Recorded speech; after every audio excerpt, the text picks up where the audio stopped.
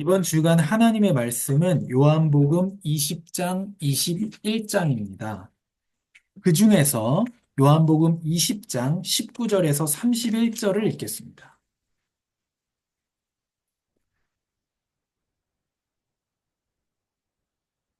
20장 19절에서 31절입니다. 하나님의 말씀을 제가 읽겠습니다. 이날 곧 안식 후 첫날 저녁 때에 제자들이 유대인들을 두려워하여 모인 곳의 문들을 닫았더니 예수께서 오사 가운데 서서 이르시되 너희에게 평강이 있을지어다.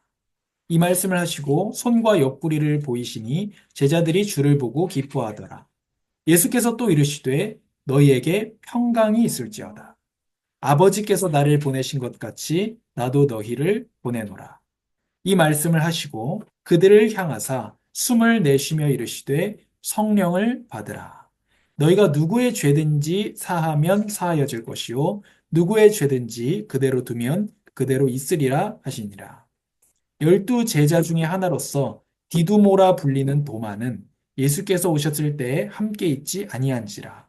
다른 제자들이 그에게 이르되 우리가 주를 보았노라 하니 도마가 이르되 내가 그 손의 못자국을 보며 내 손가락을 그 못자국에 넣으며 내 손을 그 옆구리에 넣어보지 않고는 믿지 아니하겠노라 하니라.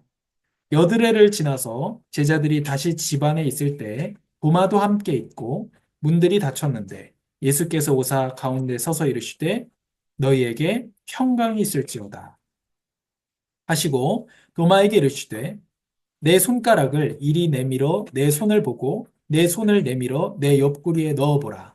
그리하여 믿음 없는 자가 되지 말고 믿는 자가 되라.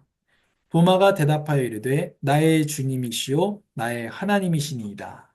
예수께서 이르시되 너는 나를 본고로 믿느냐? 보지 못하고 믿는 자들은 복되도록 하시니라. 예수께서 제자들 앞에서 이 책에 기록되지 아니한 다른 표적도 많이 행하셨으나 오직 이것을 기록함은 너희로 예수께서 하나님의 아들 그리스도이심을 믿게 하려 함이요 또 너희로 믿고 그 이름을 힘입어 생명을 얻게 하려 함이니라. 아멘. 하나님 감사합니다. 하나님의 말씀을 읽고 듣고 지키는 복된 자들이 되게 하여 주옵소서. 또 하나님의 말씀을 알고 또 말씀 따라 살아갈 수 있도록 말씀이신 예수님을 만나는 예배 시간이 되도록 성령께서 빛을 비추어 주시옵소서. 예수님의 이름으로 기도합니다. 아멘. 오늘 제목이 아버지께서 나를 보내신 것 같이입니다. 그 임창정이 또다시 사랑이라는 그 노래가 있어요. 뭐 내가 그대를 만났다는 건 어쩌면 스쳐가는 인연일지 모르지만 내가 또 다시 사랑한다. 이런 내용입니다. 자, 여기서 부르기는 좀 그렇고 부르기는 좀 그렇고요. 아, 그냥 일반적인 가요인데 또다시 사랑. 근데 예수님께서 오늘 요한복음 20장, 21장의 본문이 또다시 사랑하시는 겁니다. 십자가 지시기 전에 예수님이 이렇게 하십니다. 자기 사람들을 사랑하시되 끝까지 사랑하셨다. 그리고 예수님 지금 십자가 지셨고 지난 요한복음 17장에 겟세마네에서 기도하셨고 18장에 체포되셨고 또 예수님의 묶임이 우리의 자유함이 되고 또 19장에 예수님 십자가에서 죽음으로 우리의 죄사함을 다 이루시고 오늘 요한복음 20장에 예수님께서 부활하시고 그 부활하신 예수님께서 제자들에게 나타나시고 21장에 물고기 잡으러 베드로가 일곱 베드로를 비롯한 일곱 제자가 물고기 잡으러 다시 업으로 돌아가 버리죠. 예수님 다시 그 사람들을 찾아오십니다. 그래서 다시 사람 낚는 업으로 처음 불렀을 때에 그랬던 것처럼 다시 사람 낚는 업으로 예수님께서 제자들을 부르시고 처음 예수님께서 나를 따르라. 내가 너희를 사람 낚는 어부가 되게 하리라 하셨던 것처럼 예수님의 십자가와 부활을 다 체험하고도 다시 과거로 돌아가 버린 사람들을 예수님이 부르십니다. 마치 우리처럼 우리가 예수님의 십자가와 부활을 체험하고 이제는 죄에 대하여 죽고 하나님과 의에 대하여 산 사람이 되었는데 다시 세상으로 우리가 돌아갈 때가 있잖아요. 마음을 세상에 뺏기고. 그랬던 것처럼 그런 제자들을 찾아와 주셨던 것처럼 예수님께서 지금 우리를 찾아와 주신다는 거죠. 지금 요한이 이 요한복음을 기록할 때는 이미 아, 예수님을 직접 만나지 않은 신자가 아니라, 직접 만난 신자가 아니라 예수님을 만나지 못하고 예수님을 본 적도 없는데 예수님을 본 사람들의 증언을 통해서 예수님을 믿고 하나님을 믿게 된 사람들이 많이 있단 말이에요. 요한복음을 썼을 당시에는.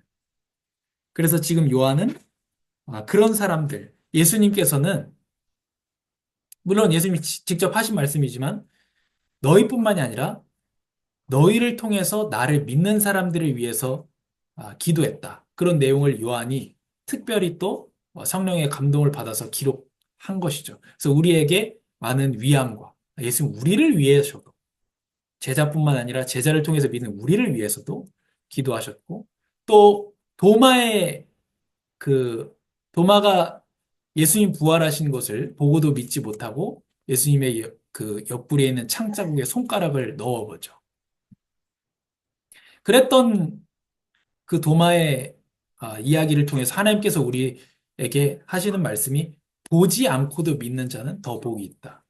우리 예수님 보지 않았잖아요. 그러나 우리를 믿기 때문에 우리가 복 있는 사람들이다 라고 하는 우리를 또한 예수님께서 축복하시고 또한 힘을 주시는 이런 내용들입니다. 그리고 계속 이 요한복음 20장과 21장에 나오는 것이 그 전에도 나오지만 요한은 자기 이름을 밝히지 않습니다. 사랑받은 제자라 그래요. 예수님이 사랑하시는 제자. 분명히 예수님이 편애하셨을 리도 없고 다른 제자들을 많이 사랑하셨을 텐데 예수님 자기를 그렇게 표현합니다. 요한이라고 말 안 하고 아, 사랑하는 제자. 그리고 나서 끝에 이렇게 말합니다. 이 사랑받는 제자가 이것을 기록했다. 뭐 자기가 요한이라는 얘기예요. 자기가 요한이고 내가 사랑받은 제자다. 근데 물고기 잡으러 갔던 이제 제자들이 같이 물고기를 잡으려고 갔는데 한 마리도 못 잡습니다. 그때 사랑하시는 제자, 요한이고 자기 자신이죠. 그 제자가 주님이시다라고 외칩니다. 자기는 외쳤는데 그 말을 들은 베드로는 어떻게 하느냐? 겉옷을 입고 물에 뛰어들어서 수영을 해서 예수님에게로 갑니다. 나머지는 노져서 갑니다. 예수님에게로. 참, 그렇죠. 그런 것들을 왜 아, 요한이 기록했을까? 그리고 여기 보면 베드로는 그 예수님의 요한복음 20장 예수님의 그 죽은 시체를 담은 그 굴 앞에 돌이 굴려져 있는 것을 보고 요한은 밖에서 이렇게 보고 요한과 베드로가 밖에서 보고 그 예수님을 쌌던 그 세마포죠. 뭐라고 할까? 수의라고 할까요? 그것이 이렇게 비어 있는 것을 봅니다. 근데 요한은 들어가지 않는데 베드로는 직접 들어가서 확인해. 그 요한이 그걸 왜 기록했을까요?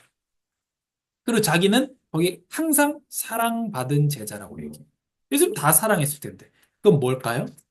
베드로가 더 자기보다 더 받은 사랑에 대한 표현을 많이 했다. 라고 하는 거에 대한 요한이 자기가 마음이 있는 거죠. 나는 사랑을 정말 많이 받았는데 나는 주님이시다 외쳤는데 베드로는 물에 뛰어든다니까요. 근데 그것이 무슨 원동력이 되었습니까? 요한이 요한복음을 기록하게 만드는 원동력이 됐다는 겁니다. 우리가 지금 우리의 삶을 볼 때에 나도 정말 은혜를 많이 받았는데 어떤 사람은 은혜를 많이 표현하고 잘 사는 것 같고 나는 이 받은 은혜를 많이 표현하지 못하고 사는 것 같다. 그러나 분명한 것은요. 이 세상에 좋은 사람은 없습니다. 제가 사랑을 씁니다. 좋은 사람은 없습니다. 그런 사람이 있어요. 감사할 줄 아는 사람이 있고 감사할 줄 모르는 사람이 있는 것 같아요. 좋은 사람이 아닌데 내가 좋은 사람이어서 누군가가 잘못한 것을 용서하는 것이 아니고 내가 하나님한테 용서받은 것이 감사하고 그 감사하다는 걸 알기 때문에 용서하는 사람이 있는 거죠. 그래서 감사할 줄 아는 사람이 있고, 감사할 줄 아는 사람이, 모르는 사람이 있는 것처럼, 요한은 내가 많은 사랑을 받았지만 하나님께 잘 표현하지 못했던 것 같다. 그러나 그것은 요한의 말년에 요한복음, 요한 1, 2, 3서, 요한 계시록을 쓰게 만드는 중요한 원동력이 되었다고 봅니다. 그래서 우리가 어떠한 일을 내가 어떠한 사랑을 주님 앞에 표현하느냐, 지금 어떤 삶을 살고 있느냐 보다 중요한 것은 얼마나 내가 예수님의 사랑을 받고 있고 그 사랑에 감사하고 느끼고 있느냐. 그래서 우리가 또 주 앞에 걸어갈 수 있는 원동력이 될 줄로 믿습니다. 오늘 말씀의 제목이 아버지께서 나를 보내신 것 같이입니다. 우리 예배 마칠 때 늘 읽는 성경 구절이죠. 너에게 평강이 있을지어다 아버지께서 나를 보내신 것 같이 나도 너희를 보내노라. 첫 번째로 나는 아버지께로 갈 것이다 이렇게 말씀하셨어요. 막달라 마리아는 예수님께서 일곱 귀신을 쫓아주셨던 그 여인입니다. 엄청 예수님에 대한 감사한 마음이 많았겠죠. 그래서 막달라 마리아가 예수님을 보고 예수님을 붙잡으려고 하니까 예수님 이제 예수님 십자가 지셨는데 예수님 이제 부활하셨으니까 얼마나 반가워요. 예수님을 붙들려고 하니까 예수님이 붙잡지 마라 그래요. 왜요? 나는 아버지께로 가야 된다. 그래서 구원을 더 이루고 완성해야 된다는 것이죠. 예수님은 주일에 부활하셨습니다. 그래서 주일은 작은 부활절들이죠. 죄와 사망의 권세를 이겼습니다. 예수님의 부활이 없다면 우리의 믿음도 헛됩니다. 죽고 끝났기 때문에. 예수님의 부활은 죄의 형벌인 사망을 이기셨다는 증거입니다. 죄를 끝내셨다는 증거로 예수님께서 부활하신 겁니다. 왜냐하면 죄의 형벌인 사망이 이기셨잖아요. 또 예수님은 주일에 부활하셔서 성도의 칭의 의롭다함을 확증하셨습니다. 예수님의 부활은 하나님께서 예수님의 속죄 사역을 받아들이셨다는 증거입니다. 예수님은 우리를 의롭다 하시기 위하여 살아나셨습니다. 그래서 예수님의 그 십자가에서의 사역이 옳다 하는 것을 인정하는 것을 아버지께서 예수님의 부활을 통해서 보여주신다는 겁니다. 또 예수님께서 주일에 부활하셔서 우리에게 새 생명을 보증하셨습니다. 예수님은 부활의 첫 열매이기 때문에 예수님을 믿는 사람들은 새 생명을 얻었고, 나도 예수님을 따라서 예수님과 같은 모습으로 부활하겠구나, 닮은 모습으로 부활하겠구나, 이런 것들을 믿고 소망을 가지게 됩니다. 또 성도와 연합하십니다. 성도들은 예수님과 함께 새로운 삶을 살게 되고요. 부활하신 예수님과의 연합을 통해서 성도들은 이전의 죄된 삶에서 벗어나 거룩한 삶을 살아갈 힘을 얻습니다. 또 예수님께서 막달라 마리아에게 붙잡지 말라고 하신 이유, 예수님의 승천을 통해서 예수님의 왕권과 주권을 확립하십니다. 그래서 승천은 단순히 땅에 있다가 하늘로 올라가는 공간의 이동을 말하는 게 아니라 예수님의 영광스러운 통치를 말합니다. 아버지께서는 예수님의 십자가가 자신의 뜻이라는 증거로 그를 높이셨습니다. 예수님은 승천하심으로 하나님 우편에 앉아 왕으로서 다스리십니다. 예수님의 승천을 통해서 성령을 보내십니다. 그래서 아버지께서 약속하신 성령을 받아서 우리에게 주시고 성령은 성도들을 인도하시고 그리스도의 복음을 증거하게 하십니다. 예수님의 승천을 통해서 하늘에서 우리를 위해서 중보하십니다. 기도하십니다. 성도들이 하나님 앞에서 정죄당하지 않고 때를 따라 도우시는 은혜의 보좌로 담대히 나아갈 수 있는 근거가 됩니다. 예수님께서 승천하셨기 때문에 우리에게 재림을 확증하십니다. 예수님이 승천하실 때 천사들이 예수님께서 다시 오실 것을 약속했습니다. 그래서 장차 있을 영광스러운 재림과 새하늘과 새 땅의 소망을 확증하는 사건입니다. 예수님의 부활은 구원을 확증하고 승천으로 성령을 주십니다. 성령께서 성도가 그리스도인으로 살도록 하십니다. 그래서 붙잡지 마라. 그래서 지금 우리는 예수님 승천하시고 우리 교회에게 성령을 보내신 성령 시대, 교회의 시대를 살고 있습니다. 그래서 예수님께서 제자들에게 이제 십자가로 가시기 전에 중요하게 하신 일이 세족식이죠. 나는 하나님이고, 예수님이, 나는 하나님이고, 너희는 사람인데, 내가 너희의 사랑함으로 너희의 발을 씻어줬다. 그러면 너희가 서로 사랑하고 서로 섬기는 것은 당연한 일 아니냐. 이렇게 예수님께서 말씀하세요. 제가 그런 생각 해봤습니다. 아, 죽을 때 무슨 말 할까요? 무슨 말? 제가 생각해봤어요. 내가, 근데 가람이가 형제가 없어서 그렇긴 한데, 예를 들면 우리가 죽을 때 무슨 얘기 할까요? 자식들한테 싸우지 말고. 이게 뭐 외동은 조금 얘기가 다르겠지만, 이제 형제가 있으면은, 나 죽었다고 싸우지 말고, 사이좋게 지내고, 대면대면 하지 말고, 가까이 지내라. 그 말을 할 것 같아요. 물론, 아, 하나님을 너무 우리 인간 뭐 부모하고 너무 동일시할 수는 없지만 그러나 비슷한 부분이 많이 있거든요. 그래서 하나님 아버지라고 우리에게 설명하시잖아요. 그래서 왜 예수님이 그렇게 제자들한테 성도들한테 사이좋게 지내라 했을까? 그 생각해 보면 어렸을 때 저하고 이제 형하고 싸우면 이제 아 되게 그거는 아주 큰 불효다 했어요. 근데 그거 그때는 당연히 전혀 이해가 안 되는 얘기고 지금 이제 이해가 되는 얘기죠.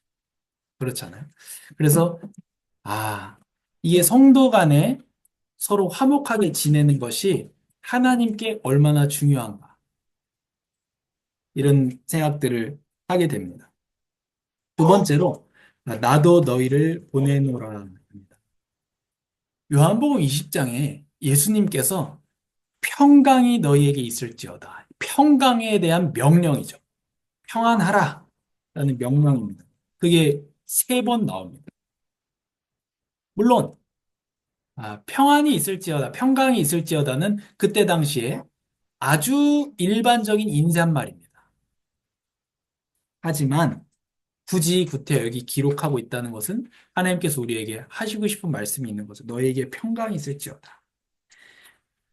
또 예수님께서 요한복음 14장에 평안을 너에게 끼치노니 곧 나의 평안을 너희에게 주노라.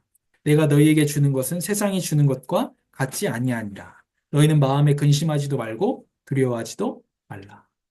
예수님이 우리에게 주는 평안은 세상의 평안과는 다릅니다.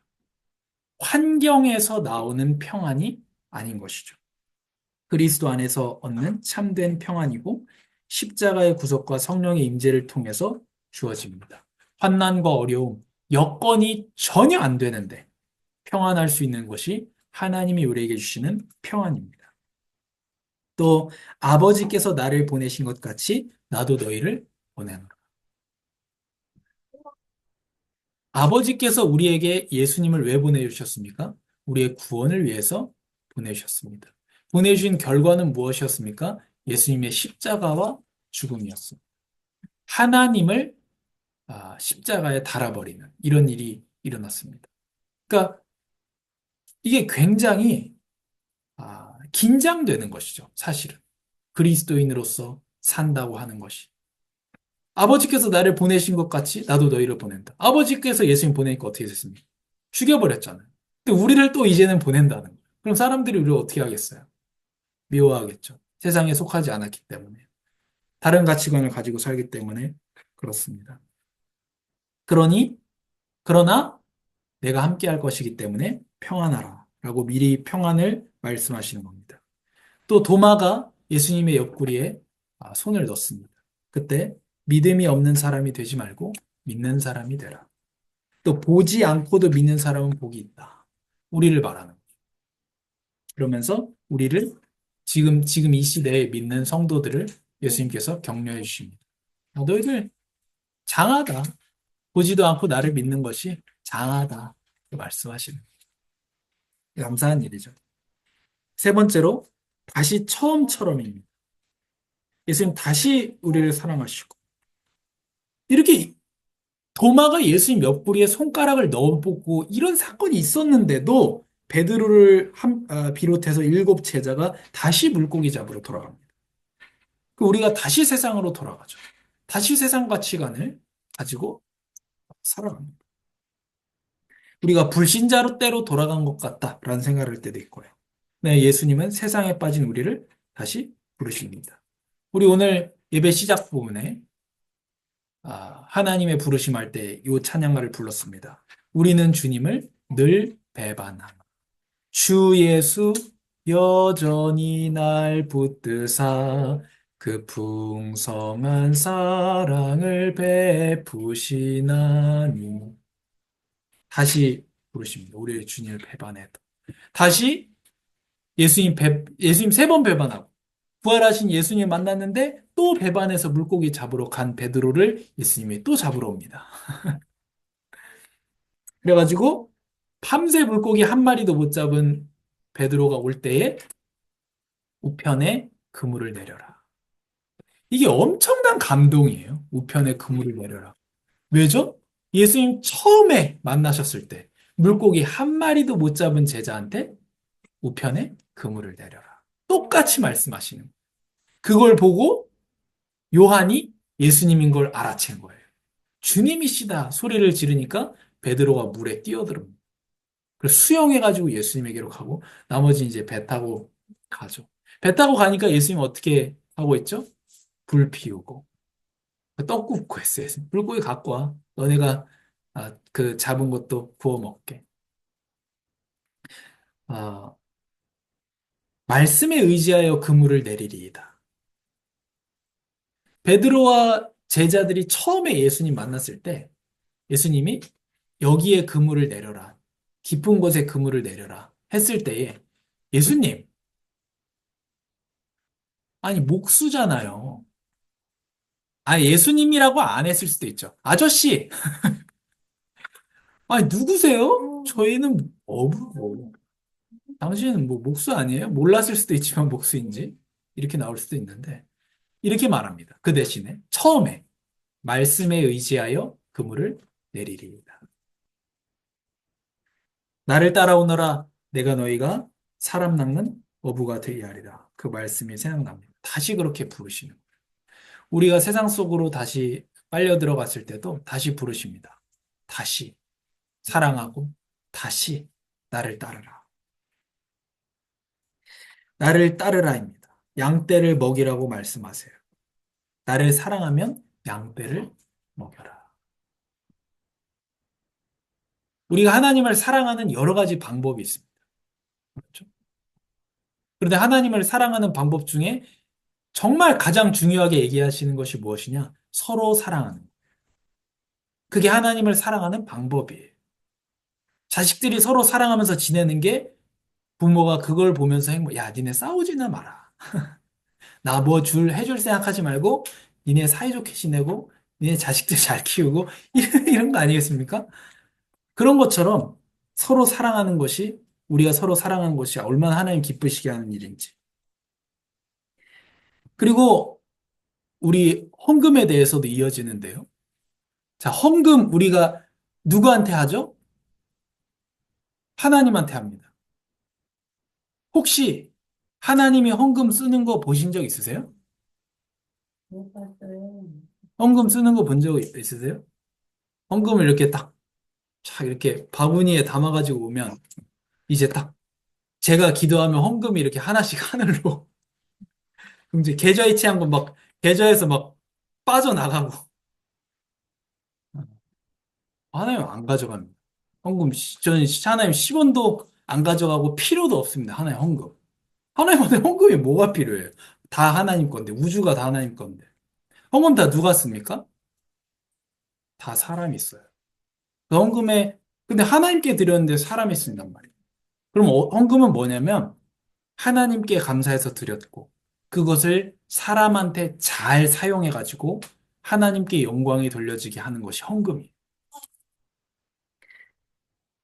마찬가지로 우리가 하나님을 사랑하는 방법이 하나님한테 하나님 사랑합니다, 사랑합니다, 사랑합니다 하는 것도 있겠지만 형제를 사랑하고 사람들을 사랑하는 것으로 우리가 하나님에 대한 사랑을 표현하고 사람들이 주님을 높이게 만드는 것, 그것이 우리가 또한 사랑을 표현하는 방법입니다. 그래서 목회는 예수님 따라가는 것이고 순교도 예수님을 따라가는 것이죠. 어디 히말라야라는 영화 같은데 제 기억에는 산에 올라가서 죽잖아요. 히말라야 올라가다가 사람들이 죽잖아요. 그죠? 왜 죽으면서까지 산에 올라가느냐? 그 답이 뭔지 아십니까? 죽으려고 올라간 건 아니라는 거예요. 가다 보니까 죽은 것이지. 그죠? 우리가 예수님 따라가다가 어려움도 만날 수 있고, 또 죽음이 있기도 하고, 실제로 죽고 있는 성도들도 있고, 돈의 손해도 볼 수 있고. 근데 뭡니까? 그걸 하고자 하는 것 아니에요. 그걸 잘했다 하는 것도 아니고, 그냥 예수님을 따라가다 보니까. 우리가 많은 일을, 하나님을 위해서 많은 일을 할 수도 있습니다. 그러나 그것을 하려고 하는 게 아니라, 그냥 예수님 우리를 너무 사랑해 주셔서 우리가 예수님 따라가다 보니까, 일어난 일들이죠. 자랑할 것이 없는 것이고요. 예수님께서 베드로에게 네가 원하지 않는 죽음을 맞이할 것이다. 너가 지금은 마음대로 다니지 조금 있다가는 너가 수갑 차고 다닐 거야. 지금은 너가 가고 싶은 데 가지 다른 사람들이 너를 끌고 다닐 거야. 그게 베드로가 순교를 통해서 어떤 영광을 하나님께 돌려드릴 것을 말하는 겁니다. 근데 예수님께서 그러면 저 사랑하신 쟤는 어떻게 됩니까? 쟤는 예수님이 제가 안 죽는다고 해도 그게 무슨 상관이냐? 너는 나를 따라라. 이렇게 말씀하시죠. 그러니까 죽고 살고 많이 하고 적게 하고가 아니라 우리를 사랑하신 예수님을 따라가는 겁니다. 요한은 살아서 요한복음 써야 되고 베드로는 죽어서 하나님께 영광을 돌려야 되지만 똑같습니다. 예수님을 사랑해서 따르는 겁니다. 결국 하나님에 대한 사랑이 없으면 아무것도 없습니다. 사랑이 아니고서는 아무 의미가 없습니다. 우리 어떤 신앙생활도 사랑이 아니면 의미가 없습니다. 그래서 남이 어떻든지 너는 나를 따르라. 이 예수님의 명령입니다. 그 길이 어린 양을 먹이고 사람을 낚는 삶입니다. 그래서 우리 찬송가 290장 이렇게 후렴이 이렇게 되죠. 형제여 주님을 곧 따르라. 왜요? 우리가 배반해도 우리가 믿음이 없어도 주님은 여전히 우리를 붙드시기 때문에 주님을 따르자. 아버지께서 우리를 위해 예수님을 보내신 것처럼 우리도 세상에 가는 그 한 주간이 되기를 바랍니다. 그냥 가는 것이 아니라 예수님이 이 땅에 오셔서 산 것처럼 우리가 걸어가는 한 주간이 되기를 바랍니다. 하나님, 감사합니다. 예수님의 부활과 승천으로 우리의 의를 확증하여 주시고 우리의 사죄를 아버지께서 기뻐하신다는 것을 예수님의 부활로 증명하여 주시고 예수님의 승천하심으로 우리에게 성령을 보내주셔서 성도의 능력 있는 삶을 살아가게 하여 주시니 감사합니다. 이제는 우리를 예수님께서 오신 것처럼 또 우리를 세상에서 보내어 주시고 그리스도인으로 살게 하여 주시니 감사합니다. 우리가 세상 속에 빠져갈지라도 우리가 연약할지라도 다시 우리를 사랑하시고 다시 우리를 붙드시고 다시 우리를 찾아와 주시고 불러주시는 그 은혜를 기억하며 한 주간 살아가게 하여 주옵소서. 예수님의 이름으로 기도합니다. 아멘.